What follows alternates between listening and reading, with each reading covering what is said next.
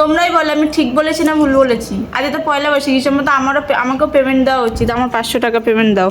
Hello guys, good morning. তো তোমাদেরকে সবাইকে জানাই শুভ নববর্ষ আর নতুন বছরের অনেক অনেক শুভেচ্ছা। তোমরা সবাই খুব ভালো থাকো, আজকেটা খুব ভালো করে কাটাও। তো দেখো, যেহেতু নতুন বছর শুরু করতে গেলে কাজ তো করতেই হবে, তাই আমাদের কাজ কিন্তু শুরু হয়ে গেছে। এই যে ডাল ভাঙানো হচ্ছে, সেটা হয়ে গেছে। আর আমি আর পাখি এখন খেতে বসেছি চা, তাই তো? হ্যাঁ, এই দেখো চা আর বিস্কুট নিয়ে খেতে বসেছি। তো বেশি বকবক করবো না, বছরের প্রথম দিনটা সুন্দরভাবে ভালোভাবে কাজ করে যাতে সারা বছর কাটাতে পারি, সেই জন্যই আজ ডাল ভিজানো হয়েছে। তো চলো রাত্রি করে আগে কাজটা সেরে দিই, তারপরে তো সারা দিনটায় পড়ে রয়েছে, দেখা যাক কি করা যায়। চলো। তো দেখো মুড়ি দেওয়া শেষ করে কিন্তু স্নান করে চলে এসেছে এখন ঠাকুর ঘরে। আর সব ঠাকুর এখন প্রচুর কাজ করছে, কারণ এক এক করে দল সব ঘুরে যাচ্ছে। আগে ঠাকুর ঘরটা সুন্দর করে সাজিয়ে গুছিয়ে পুজোটা দিয়ে নিই, তারপর আবার তোমাদেরকে দেখাচ্ছি ফাইনাল লুক। চলো।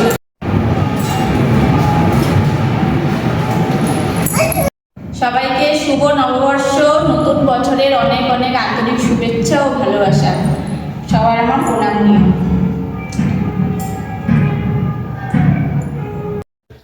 তো দেখো ফাইনালি কিন্তু আমার পুজো দেওয়া কমপ্লিট হয়ে গেছে, ঠিক আছে? এই দেখো সুন্দর করে কিন্তু আমি পুজো দিয়ে দিয়েছি। আসলে মেন ব্যাপার হচ্ছে আমাদের এখানটাতে নববর্ষের দিনকে বিশেষ করে যে নগর কীর্তনে বের হয় সবাই, ঠিক আছে? মানে কার কীরকম কোন জায়গায় এটা হয় আমি জানি না, কিন্তু আমাদের এখানে হচ্ছে মথুয়া সম্প্রদায় যারা হরিচাঁদ গুরুচাঁদের যারা দীক্ষিত, তারা হচ্ছে তোমার পয়লা বৈশাখের দিনকে নগর কীর্তনে আসে, এসে প্রত্যেকটা বাড়ি বাড়ি যায়, ঠাকুর ঘরে যায়, গিয়ে টাঙ্কা টাঙ্কা বাজায়, গোলাগুলি করে। তো অনেক রকমের অনেক কিছুই হয়, ঠিক আছে? তো আজকে হিসাব মতো আমার অনেকটাই দেরি হয়ে গেছে, যেহেতু বড়ি দেওয়া ছিল, বড়ি দেওয়া কমপ্লিট করে তারপর ঠাকুর ঘরে এসে আজকে তার মধ্যে বুধবার সব কিছু ধোয়া মোছাপালা করে সব কিছু পুজো দিতে অনেকটা দেরি হয়ে গেছে। তো পুজো দিতে দিতে একটা দল এসেছিলো, তখন তো আর তাড়াহুড়ো করে ভিডিও করা হয়নি। তো এরপরে সেকেন্ড দল যখন আসবে তখন অবশ্যই তোমাদের সব কিছু শেয়ার করবো। তো পুরো ভিডিওটা কিন্তু দেখতে থাকো।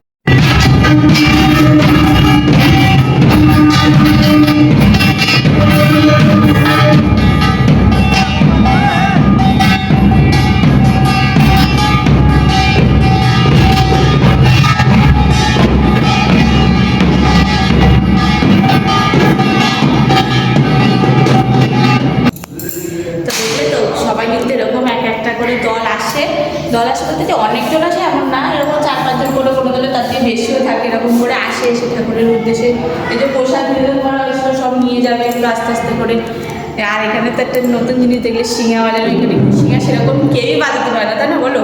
কিন্তু সিঙ্গা বাজাতে না প্রচুর মেম্বার দমের তো বাজিয়েছে, তোমাদের সাথে শেয়ার করতে পারলো, আমার তো খুবই ভালো লাগছে। তো চলো কিন্তু সারাদিন এরকম দল ঘুরতে থাকবে একটার পর একটা কাজ, তারপরে তো গড়িও উঠে যাবে একটু পরে। আর মা রান্নাবান্নাও কমপ্লিট হয়ে গেছে, আজ বুধবার নিরামিষ, ডাল আর ভাত হয়েছে, আলু সেদ্ধ। তো চলো নিচে গিয়ে এখন খাওয়া দাওয়া করি, করার পরে যদি আবার কেউ আসে তাহলে মশলা অবশ্যই করবো। তো দেখো ফাইনালি কিন্তু বড়ি ফড়ি সব ঢালা কমপ্লিট হয়ে গেছে, করে দিয়ে তারপরে দেখো বড়িশা ঢালা কমপ্লিট, তারপরে বড়ি প্যাকেট করে দিলাম। আর এখন নিয়ে যাচ্ছে মার্কেটে। কতবার করে বারণ করলাম যে মার্কেটে যেতে হবে না, যে পয়লা বৈশাখ, কী কাজে মার্কেটে যেতে হবে না?